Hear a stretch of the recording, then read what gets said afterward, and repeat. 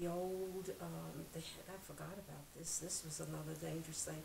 Those old heaters that they had, like a pot belly type of heater in the rooms for the heat for the kids. Somebody could have gotten burned on that, but I don't recall that happening at all.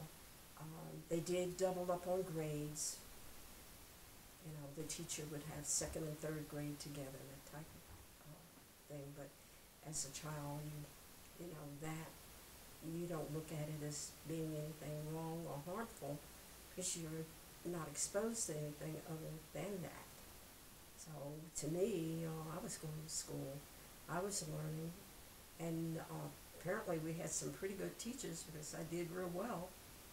And who were some of them, the ones that you remember the best? Miss Bowles, Miss Watkins,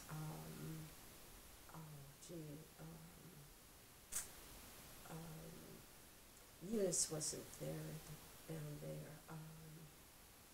Now I'm getting old and forgetful. Well, you can come back to it. Yes. So, I didn't realize that there had been two Du Bois Elementaries. Now, Yes. tell me when the one you were talking about burned. What grade were you in then? I was first because when they built the new school, I was second grade when I started in that school. So it burned that immediately when I started school. That school was burned that summer. Yes. Or that spring, I guess I would say, because they had built the new school in time for us to start school in the fall. We were able to. So you started second grade In the other, in the other Du Bois Elementary, yes. up on the In Holler. Kessel On Hall, Kessel yes. Holler. Yes. That's the one I've heard about. I Yes, didn't realize that there there was, one. yes, there was an earlier one. And that's the one that, like I said, there's just so many things, dangerous things that could have occurred there. But at that time, I guess people didn't even think about it. You know, just the hot stove being there in the classroom, going across the creek, the outdoor toilet, that a child could have fallen in that. You know, but we survived through the grace of God, as people say. Mm-hmm. Yes, but it was, you know, like I said, to me, it was fun. Playing with my little friends out at recess time, and in the dirt. In the dirt? Playing in the dirt and the rocks, you know, there's rocks and dirt all outside. And another cute thing I can recall that happened there was the maypole, the flag, the American flagpole for the maypole. Or they may have put another one up, but I just remember that maypole where, you know, you would take ribbons and walk through and in and out to make to braid up the ribbons for the maypole, and that was something a memory I had that was exciting, you know, being a part of that. What were some of the playground games that you got into? Well, that's what I was saying. We didn't have anything, so we just played together. The girls would play. We would take leaves and pretend that we had prepared a dinner. Pods, you know, cut those little pods open. Hopscotch, you know, drawing the little hopscotch design in the dirt. Hopscotch. They didn't have balls. They may have had balls, but we had kick a can. We would kick cans, and we would make take tin cans and get our feet in them to clop around and to sound like a clippity cloppity like a horse, that type of things. A Mustang? Well, we didn't have Mustang at that time. Oh. No, Du Bois didn't have Mustang. So, when you mentioned horse, I thought. Yeah, but that was just the sound, you know, from going to the movie, you know. That was a big deal when I was little. When you went to the movies, you saw westerns. the cowboy and Indian movies. So that type of thing. Oh, marbles, that was another thing that we played. Shooting marbles, drawing the circle in the dirt and playing marbles, the glass marbles. I don't know if you recall that or not. I do. Yes. All these things. So now we're in your second year or second grade year, and in a new school. In a new school. Was that school any better appointed than the one that had just burned down? Oh, yes. Tell me about the improvements. Yes, the new school was, we had toilets inside, flushable toilets. We had a little playground, which was outside in a lot. As I said, my husband's mother gave them property, but we had swing set. I don't know how long it lasted, but we did have that. We still had dirt to play in. I remember playing ball, bats and balls, that type of thing out there in the dirt. But we had a little playground equipment. We had the lunchroom. We had, we didn't have those, we had a furnace where we didn't have those stoves in the classroom. And of course, the new desk and new chalkboards, and we thought it was something nice. It was small. I didn't realize at the time how small it was. After growing up and seeing it, I said, oh my God, it's like a little house. But to us, they had, we had first and second grade, was it? First and second grade, first grade, then second, third grade. First grade, second grade. Then upstairs, third and fourth grade was together. And then you had sixth grade was by themselves. So it had to be fourth and fifth. Second and third, I was going right in first class downstairs. First and second, third on the first floor. Then upstairs, fourth and fifth, and then sixth grade. At their own room, it was 4 rooms, 4 classrooms. And then the lunch room was really a hallway. Like in the hallway, they had a counter set up in the hallway across from the kitchen. And of course, we had the restrooms on the top floor, which we was able to, you could enter the back and come into the top floor, or you can enter the bottom and go on the bottom floor of that school. But going from the little Creek Bank School to the Kessler Holler School, to us that was something really great, And my husband's experience on that situation with the school. My husband, I don't know if some of them have mentioned Thomas Ashe, one of the teachers, and he later became a principal. But Thomas Ashe was with I don't know if my husband was in his class or what, but he was bragging about the new school. And Thomas Ashe told him to look over at the white school, and he says, let's see that school? Now that's a school. And my husband never forgot that, in his mind it was like, whoa,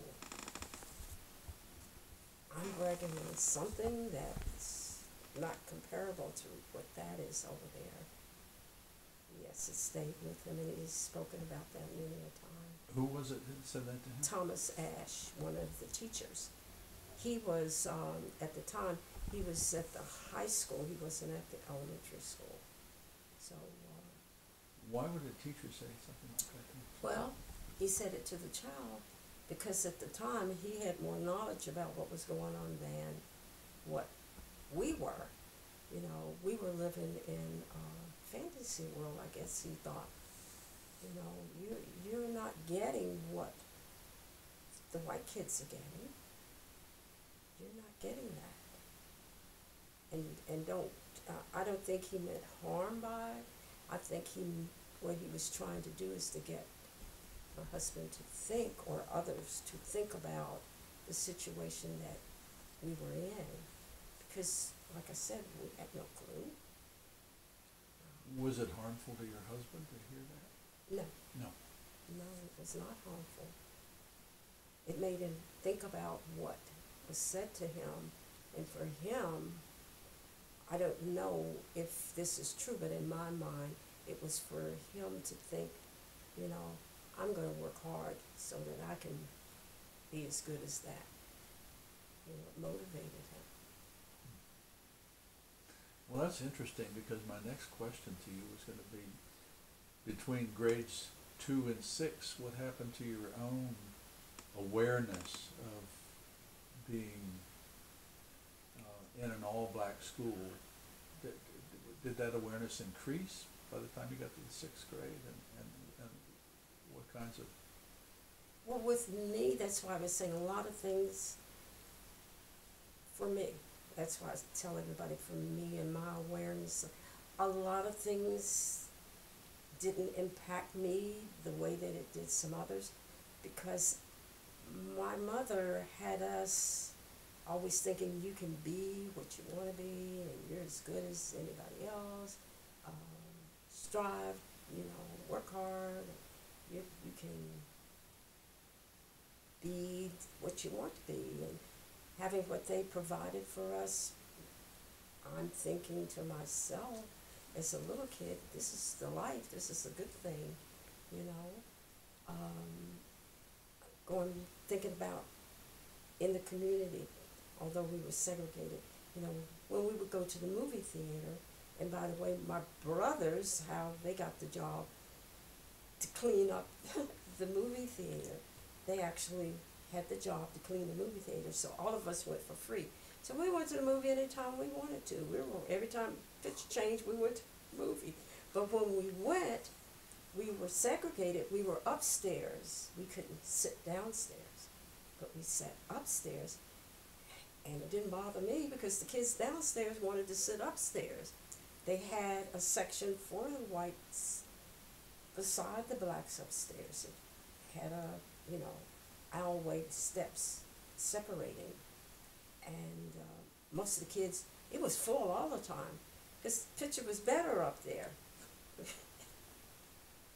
And everybody, the younger kids wanted to be up there. Well, I didn't think about it. I knew that I didn't sit down there, but it didn't bother me one bit. I went to the movie when I wanted to go to the movie. I saw all of the pictures every time it changed, and maybe my sisters may have thought differently, but for me, I wasn't bothered with it.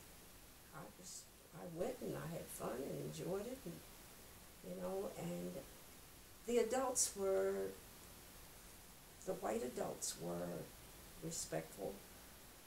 They treated us. I never had one to mistreat me.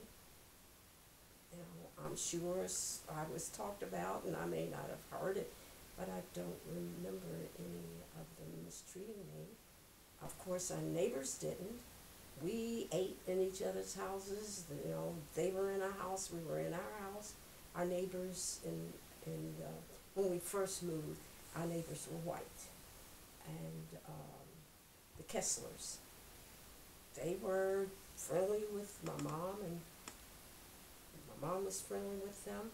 That was in the back. In the front, across the street, they were white. And over from them, across that, from us, that whole side facing us, they were all white. Didn't last. I don't know, at that time I didn't know why. They moved, but for a while, you know, everybody on that side, they were all white. So you just don't think on that. They were good, kind. My mom and the white women, they would make apple butter in the fall and that type of thing. So the segregated part of it was not as, I would say, to me, it wasn't, I can't say it wasn't apparent, but I just didn't give notice to it, because I had a lot of opportunities. As I became older, then those type of things I was able to focus on. But as a little girl, I was just having a good time going to school, and we had all kinds of activities, plays, and fashion shows, and talent shows. Like I said, attending the coal mining activities that they had for the children in the community. They would have over in the fall, before school started, they would have all kinds of activities for children over in the stadium, games, and won prizes. And I never thought about that. The black kids never won the bike, but they had activities where our child would win a bicycle, bubble gum blowing contests where the person that blew the biggest bubble would get a prize. All kinds of things. Oh yes, and at Christmas time, the coal mines would, which my husband, I didn't know they got it. The coal mines would provide Christmas fruits and candy, and each child got a bag filled with candies and fruits and all kinds of things like that my dad would bring. I hadn't a clue my husband's family, they were not getting that. It's just, we were provided with a lot of things. I can recall an event over here in discussions from adults. This is something that really stuck to me. My uncle, my mother's brother, Charles Lee Mitchell, was married to a really, she looked like a white woman, black woman. They went on a trip down south, and the police stopped him and put him in jail because they thought he had a white woman in the car. It was his wife, and she was not a white woman, but he was put in jail until they called and got someone to bring evidence that, she was a black woman before he could. Now, that conversation, overhearing it, because children were protected, you weren't supposed to hear that. But being a little nosy me, I did overhear the conversation, and that was something terrifying to me. But I never associated it with Mount Hope. I associated it with being down south, that type of thing. If anything like that occurred around here, I wasn't made aware of it. As I said, children were not supposed to hear that type of conversation. At my times, I was having happy times. Getting back to the school experience, that I was able to finish my 6th grade in that school, and then went on to pass to go to 7th grade. But that summer is when the Du Bois High School had the explosion and fire. So I was one of the ones that had to go start 7th grade down in the church, the basement of the church. We didn't start in a school because they didn't have time to build a new school at that time. And that was a very traumatic experience because, remember I said, our house was just below the school, and the explosion, it blew out some of the windows in our house. the side facing the school, which my bedroom was facing that school. My bedroom window was blown out. The children that summer, we used to play out, and we would sit on the stairs of the school telling ghost stories and catching fireflies and that type of thing until, it was time to go in.